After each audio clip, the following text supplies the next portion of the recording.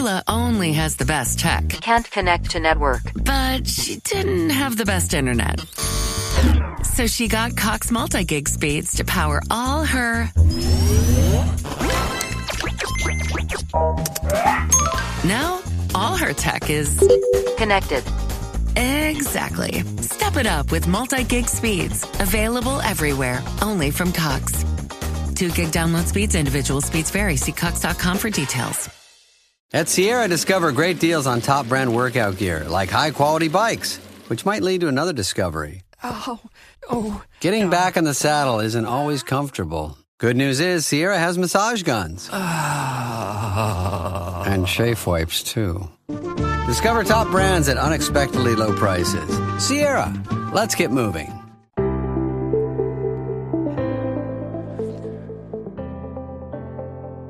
Hello and welcome to the Paddock and the Pavilion with me, your host, Stephen Wallace. A very happy new year to you all. The England team have arrived in Australia ahead of the Women's Ashes, and with the opening game coming up this weekend, I've got a feast of Ashes chat for you throughout the week. To start the series, my guest today is someone who knows a thing or two about the fierce clashes between England and Australia. Jane Powell, now President of Yorkshire County Cricket Club, has both played and coached England against Australia. In 1988, she captained England in the World Cup final against Australia at the iconic MCG. There's no one more passionate about cricket than Jane, so sit back and enjoy 30 minutes of cricketing insight and stories as she looks back on her playing and coaching days against Australia. Hello, Jane. Welcome to the Paddock and the Pavilion. How are you? I'm really good, thank you, Stephen. It's good to be here with you.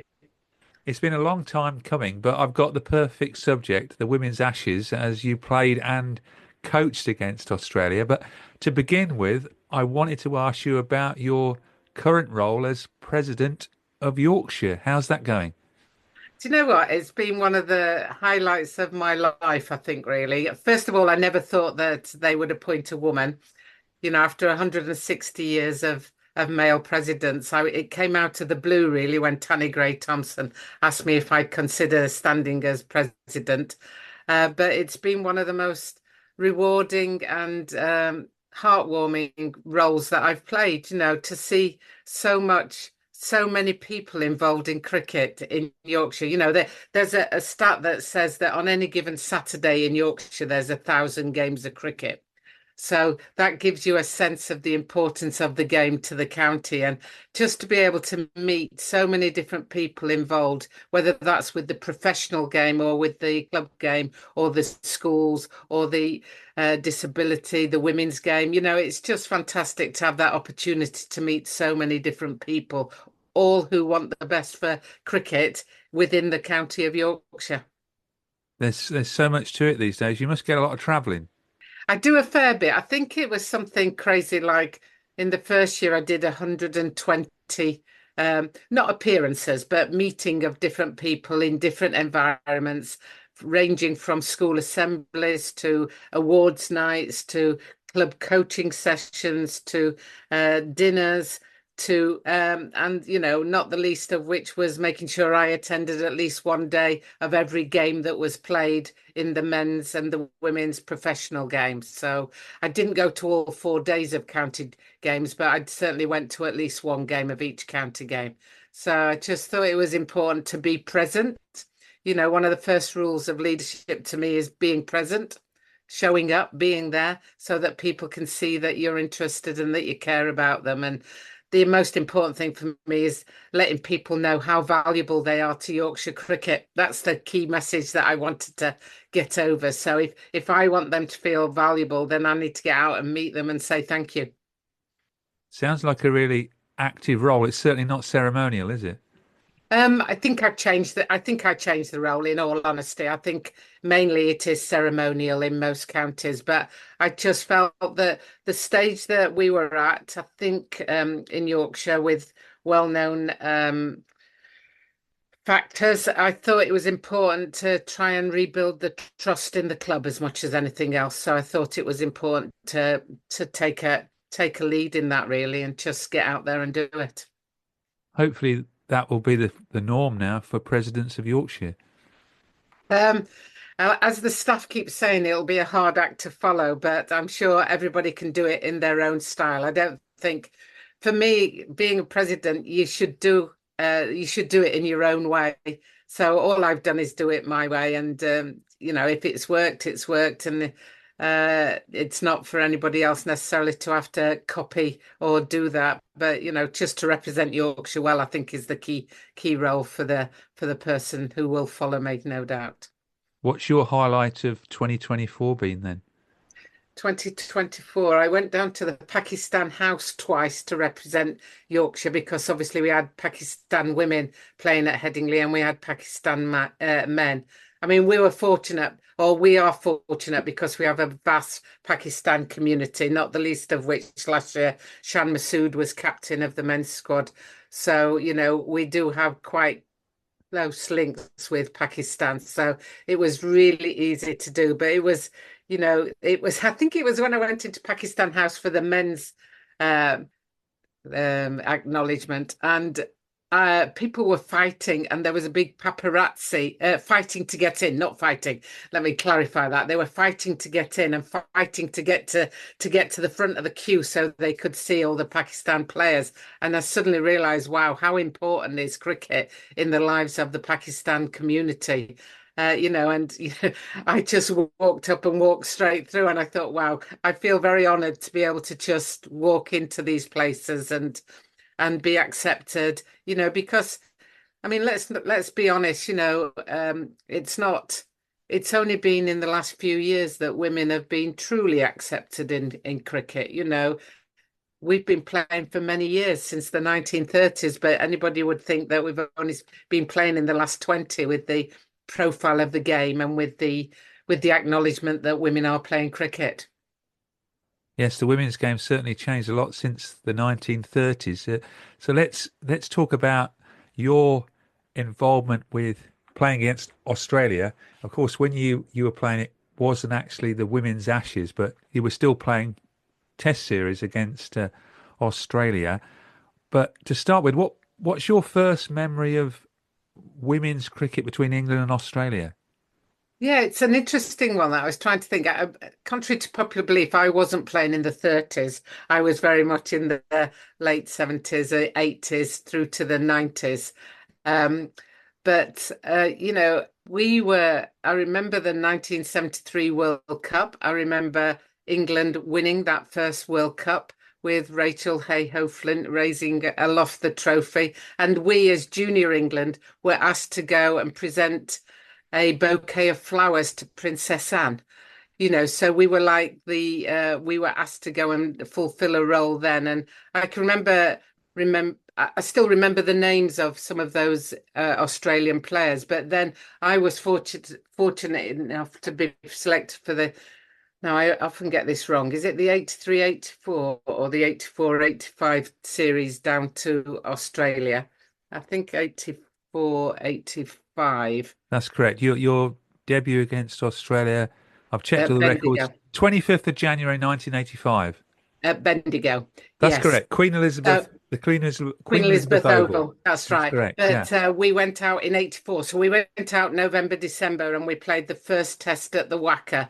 And I was very much sort of the youngster in the group at that stage. So basically, I fielded my way around Australia. Jackie Court would bat, and then I would field because she didn't fancy fielding very much. So I think I was very much the 12th man who ran around with drinks and everything that anybody wanted. And then when the senior players fancied a rest, I was the one who had to go.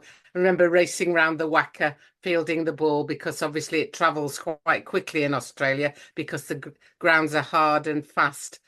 But just seeing the likes of Sharon Treadray come racing into bowl, she was one of the best bowlers of the day. And it was just, yeah, you just don't think about it when you're doing it. You just think you're playing another game of cricket, and how lucky are you to be playing out in Australia. But we played 5 test matches in that tour, so when we're talking about should women play tests, that's basically what we played in those days. We didn't play it was only latterly, it was only sort of around the 73 was when they played the first Women's World Cup, and that was a one-day international tournament. So nobody had even thought about T20s. So we played, I think my cap number, it's behind me. So I was the 37th person to play one-day international cricket. So you can tell that there wasn't much one-day cricket before that. I think I'm number 95 to have played Test cricket. So a few more have played Test cricket before, because that's what women's cricket was. It was Test cricket series. It wasn't one-day internationals. And you've got to remember in those days that we funded ourselves to do that as well. So, but playing in that, eventually getting the call up at Bendigo was just fantastic. I just thought I'm just going to carry on taking out drinks and actually fielding when the others don't fancy fielding. By that stage we'd played the game at Perth. I think that was a draw. Then we played at the Adelaide Oval and we won that test match, and that was on Christmas Eve 1984. And Australia only needed something like 150 in the second innings to win. And just before tea, we'd got them down to about 5 wickets. And just before tea, Karen Price, who was one of their all-rounders, smacked the ball to square leg to Janet Tedston. And unfortunately, she dropped it. And you could sense that everybody didn't know what to say. Everybody was frustrated. We thought that was the chance of the game going there. And I can remember that as they came off for tea, one of the dear old ladies who travelled just said, "Never mind, Teddy." And with that came out a series of expletives from Janet Tedston saying, "Of course I mind, I've just dropped a catch," and that sort of relieved the tension. And to cut a long story short, it galvanised everybody, and we went out and knocked over the last 5 wickets after tea and won that test match. It was a thriller, as they say. From there, we went on to Gosford, a well-known ground in Australia, just north of Sydney it is, Gosford, and played another one there. And then we went to Bendigo, just outside Melbourne. Oh no, we played at the Gabba as well. So that was the first, and Bendigo was the last test. So I got called in for the last test. So it was nice. I think I got 30-ish, and chipped in with a few runs. So didn't do too bad. But 13 and 27 you got.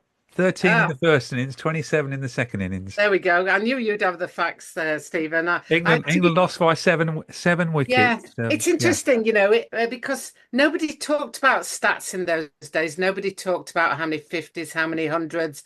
Nobody played, to my knowledge, nobody played for their stats. And it's only been recently with the sort of numbers of stats and things that people can pull up that people are concerned. And you just, as I say, you just played the best you could for the team in the team situation and didn't think about the stats. But it was great. It was the one game where my parents they were out there visiting my twin sister who lived in Perth, and they'd come over and they saw me play that game. So that was nice that they were there as well. We didn't even have cap ceremonies in those days. So you were just played and you got on with it. You didn't even have the sort of here's your first cap type thing. So everything sort of went under the radar. You were just playing cricket. But it was fantastic, and I love playing against them. My favourite game against them really was the 1988 World Cup. My favourite and worst game. You were captain. You were captain of England. I was captain of England, yeah, in the World Cup over there, and we played them at the Richmond Cricket Ground, the sort of in the penultimate round of matches, and we beat them. And the ball was hit for the last wicket, was hit to mid-off to Patsy Lovell, who caught the ball and threw it up in the air. And I've still got that ball because as she threw it up in the air, I raced after it to keep that memorabilia because I thought we beat Australia. We'd beaten Australia, and they'd started being quite dominant by that stage. So that was the first time we beat them. And then we had to replay against them at the MCG in the final, where unfortunately we lost that game. It had rained heavily overnight. They didn't look after women's cricketers as much in those days as they do now. So there's no super soppers or anything like that going round pulling up the moisture from the ground. And I won the toss, and because we'd batted first in the previous game, everybody felt confident. Let's put a score on the board, and then let's defend it. Unfortunately, the ball just wouldn't travel. I think you could have run 5 to one of the corners of the MCG at that stage because they didn't even bring the boundary in those days. So you played on the whole of the MCG.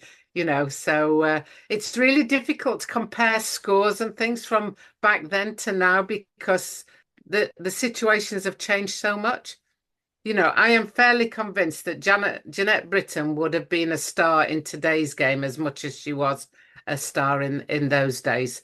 But I guess the records will say that she didn't score at the run rate that the others have done today. But, she could still have adapted and still been as good in those days. But yeah, there were some great players playing for Australia. Lynn Larson was the captain.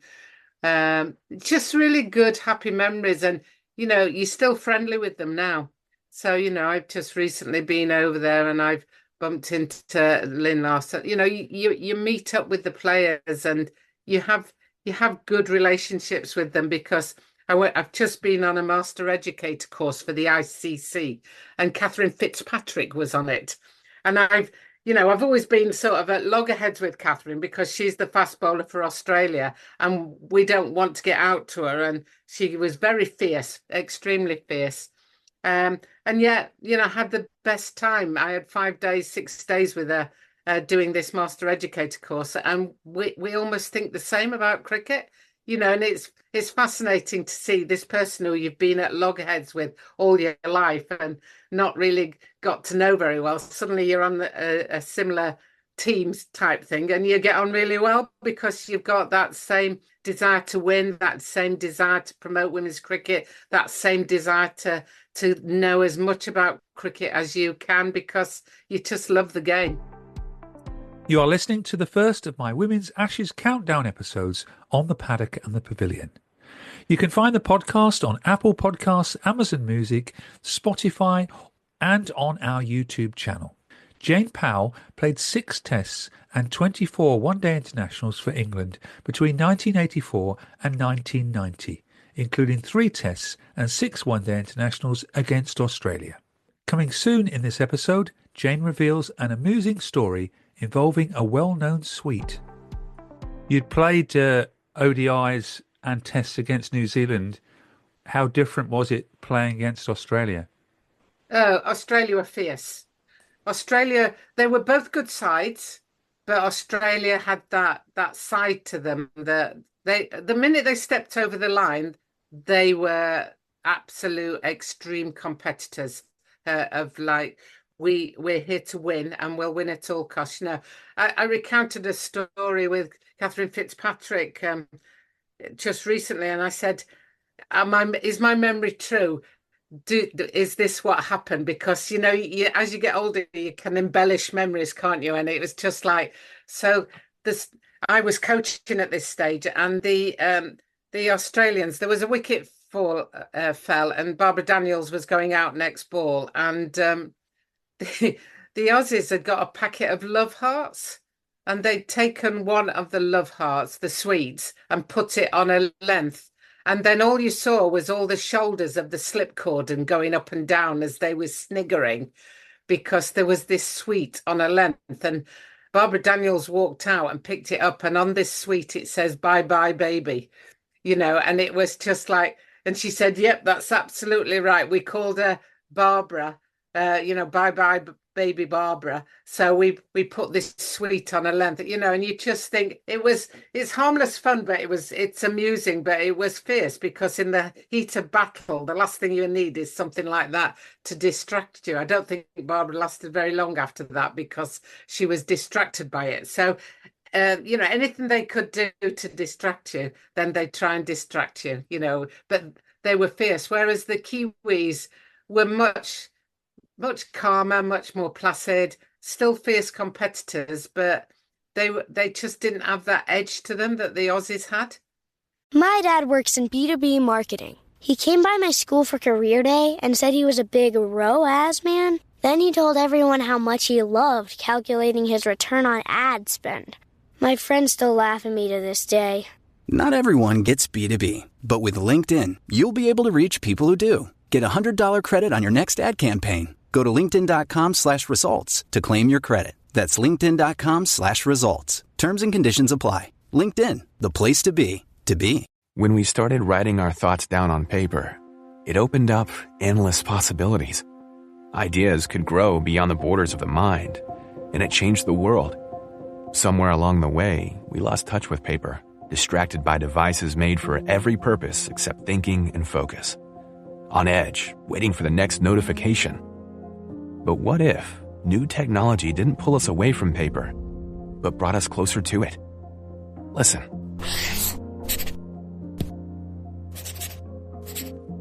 That's not paper. It's the sound of the new Remarkable Paper Pro, rewriting the future. A paper tablet with a true color ink display, gentle reading light, and unheard of tactility, with digital features for taking notes, thinking, and organizing, without any distractions. Paper is about to change the world again. Get your paper tablet at remarkable.com today. You mentioned coaching there in 2002, 2003. You then went out to Australia to coach England in the Ashes, as it was then.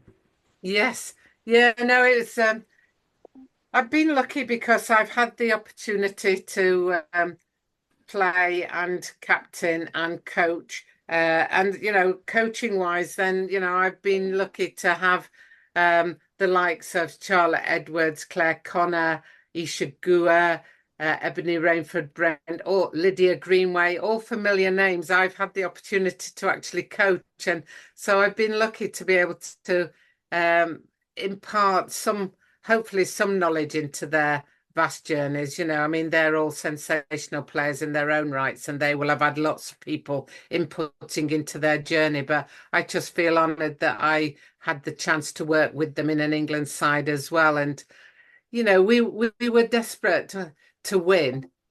Not always easy when it comes to playing in Australia against Australia, but I remember Lydia Greenway getting hit on the shoulder the first game she played from a Catherine Fitzpatrick bouncer.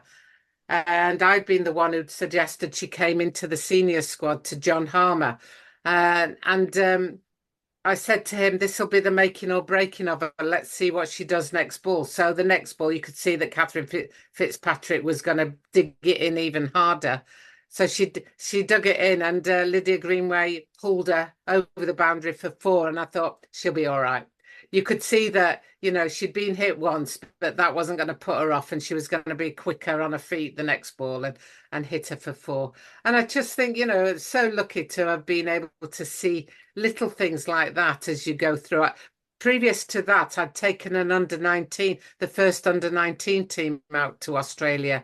That's Isha was on that, and Sally Ann Beams, as she is now.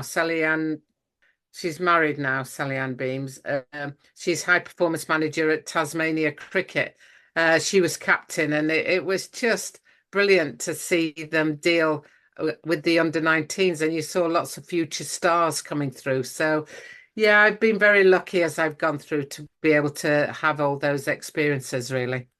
England lost that 2-match series 1-0 with 1 match draw. And I've got to mention a player on that tour who's been on this podcast quite a few times, and I'm trying to get her on again very soon, who opened the batting for you, Catherine Leng. Yeah, Lengy, she's a Yorkshire girl, so she's doubly important to me as far as I'm concerned. Great player. She's a good leg spinner as well. I brought her into the Yorkshire side as a real youngster. I think she came in at about the age of 14 or something silly, because I saw the value of having a spin bowler in our side, and particularly a wrist spinner as opposed to a finger spinner. And it was just like, yeah, let's get Lengy in. And I'm a great believer that in women's cricket, or in all cricket, we've seen the value of Adil Rashid, we've seen the value in men's cricket of spin bowlers, despite everybody saying that T20 cricket would be the death of spinners. We've seen the value that people place on spinners. Well, I had that value and Catherine Lang, because I thought as long as we set the right field, then we will pick up wickets, because the batter has got to put most of the pace onto the ball of a turning ball. So, and Lengi was just a good, solid contributor, whether that was with bat or with ball. She's just a star, really. Talking of spinners, England are going to have plenty of them in the Ashes in 2025 down under. Yeah, I think I'm hoping that they will be the difference, because I think, we've got certainly at least three quality ones in Sophie Ecclestone. Charlie Dean, I think, is outstanding as a cricketer as well as a spinner. And Sarah Glenn, and I think the variety that they bring with the left arm, the right arm off spin and the right arm leg spin is just something that if they can land the ball in the right area, then any side will struggle. I saw that Charlie Dean picked up a hat-trick yesterday against South Africa. Bless her, she didn't even realise she got a hat-trick, because one was the last ball of one over and the first two of the next over she bowled. So, but that's just to me, that's a good indication of the person that is playing in the team situation and not really looking out just purely for herself, because anybody who looks out for themselves would have known I got a wicket in the last over, so now I've got a hat trick. She had no idea that she had. But I think spin bowling, the Aussies have got a couple of good spinners as well, though, with Alana King and Georgia Wareham. So it'll be a good contest, and Ashley Gardner. So it'll be a challenge for everybody. And I think the team that plays well on the day will win the game. I don't think there's much to choose between them, if I'm honest. Georgie Vohl's come into the Australian side and batted very nicely against India. Because Alicia Healy is struggling with fitness at the moment.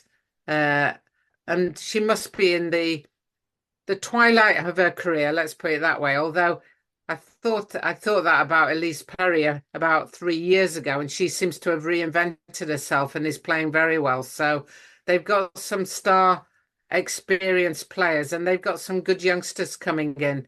And I think England will have to be firing on all fronts.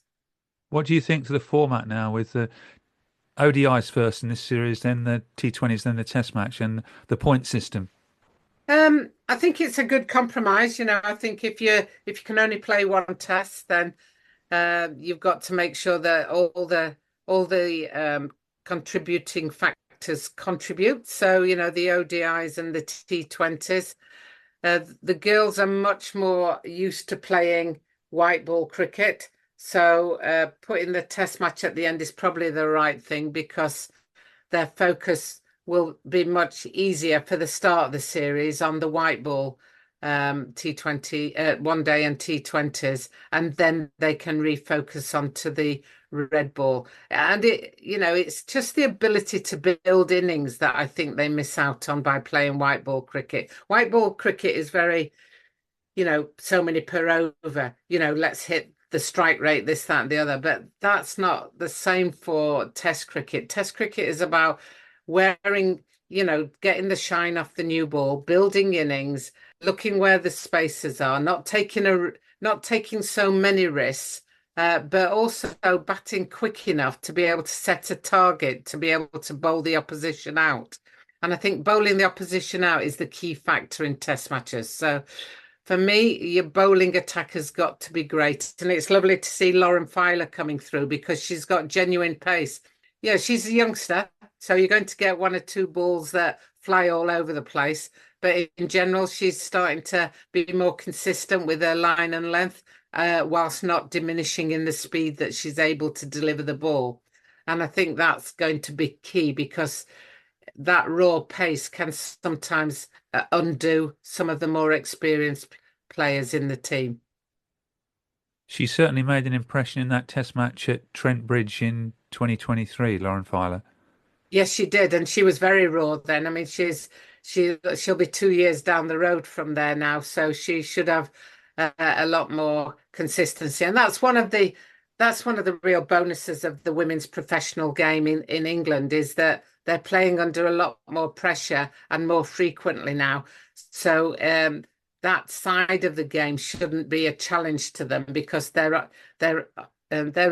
the TV all the time. They're under the spotlight, so they're starting to get used to that. So that's not no big deal. But yeah, I think she'll be a very useful, and Bell and Kemp, they can chip in as well.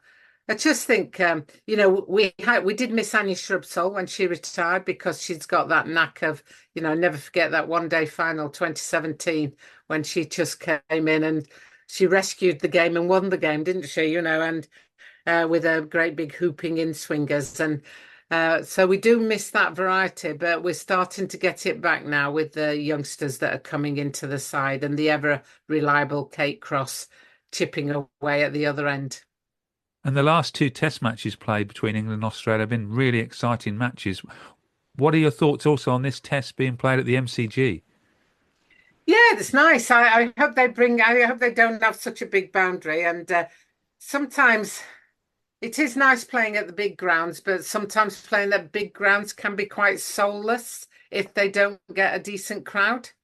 So it depends how it's marketed out in Australia. The last time that a women's international final was played there, I think they got 85,000 people in there. But it sounds crazy, but if they only get 5 to 10,000, it'll feel a bit empty, because it's such a massive stadium. So I'm sure the girls will be delighted to be playing at the MCG. I just have reservations, and I think, places like the North Sydney Oval are perfect for women's cricket.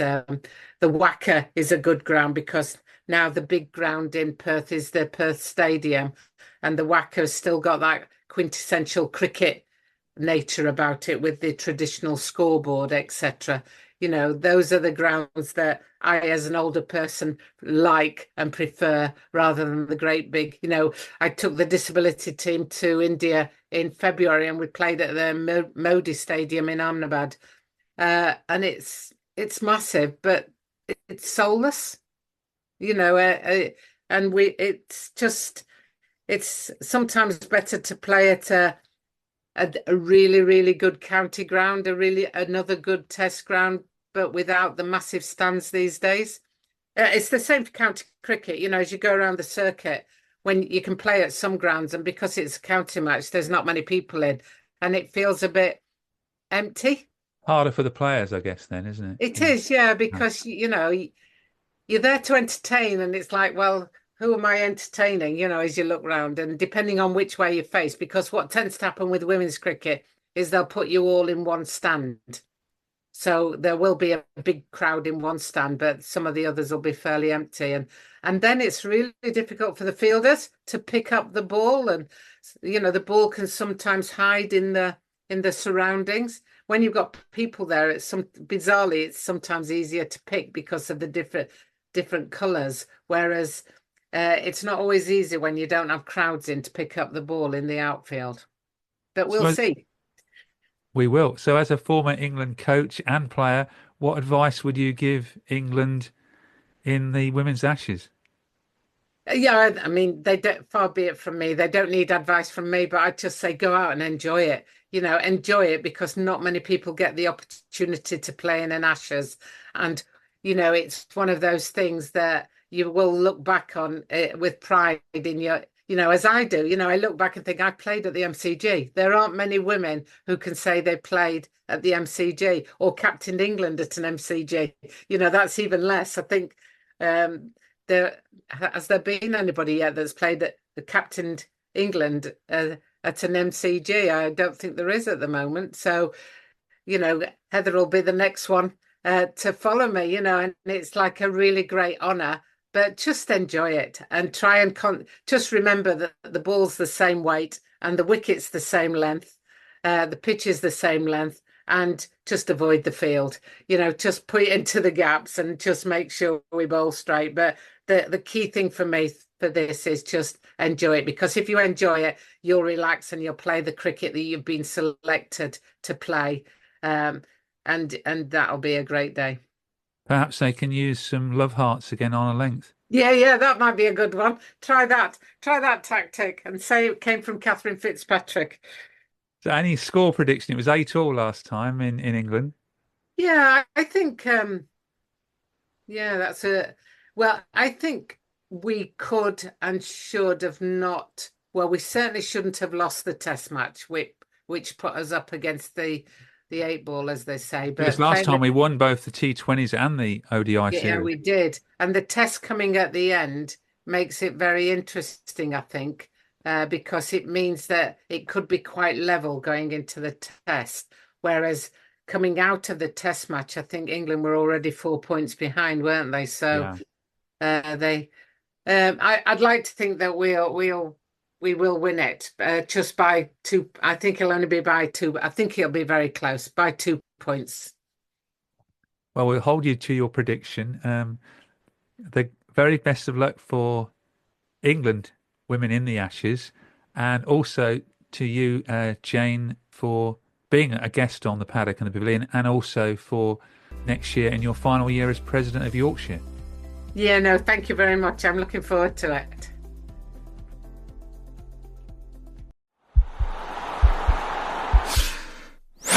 This podcast is part of the Sports Social Podcast Network.